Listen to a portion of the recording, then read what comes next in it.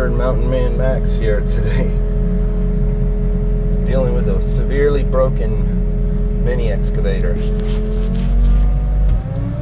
we're doing things the hard way here today, working on the foundation for my greenhouse. And 2 days ago, a part called the slew motor on my excavator tore away from the frame. And the slew motor, some other places in the world they'll call it the swing motor, but it's the part that makes the whole excavator turn around in circles like a turntable. So basically what happened is the hardware came loose, and the motor was rocking in the bolt holes and tore up the bolts and the threads.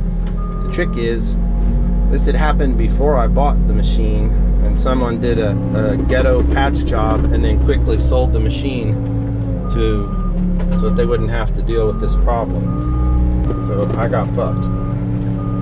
And it's a huge disaster. The motor is inside that gray body down in there, which is the main frame of the whole machine, and it bolts to that main frame, and there's 8 holes in there, 16 millimeter holes that are all destroyed. And we got to try and find a way to repair those holes, because it basically means the machine is practically destroyed, or it would be almost totaled, to be honest. The cost of the repair would be absurd. So what I've done is I have a car ratchet strap in the back holding it from swinging around in circles, because right now it's with the motor detached inside of there.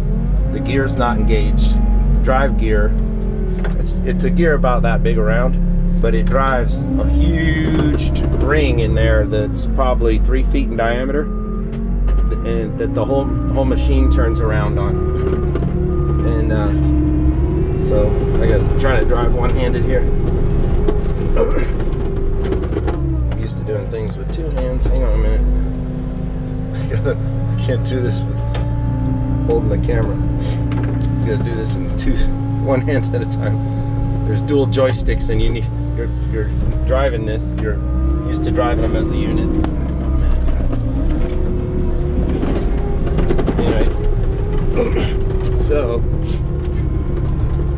we decided to try and get this foundation work done before we took the machine apart, in case it's like severely, really irreparable in a way we couldn't do it. So we rigged up this way of holding the machine steady. Believe it or not, that machine weighs 11,000 pounds, and I'm certain that 8,000 of that is on the turret and the arm and the engine and the cab and everything that swings.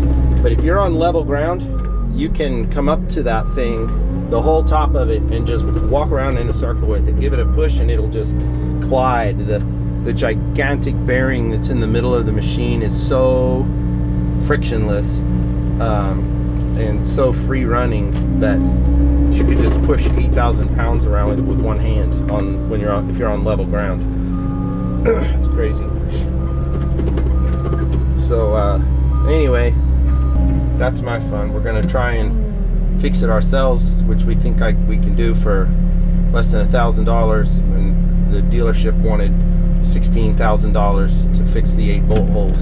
But I think we're just gonna have to, $16,000. I wanted to sublet it and let somebody else do the job so I could keep going on the house, but I'm not paying $16,000 for a day's work. You know, we'll just do it ourselves. The old American way, do it yourself. All right, thanks for watching. Listen to me cry about my broken machines. All right, future greenhouse here.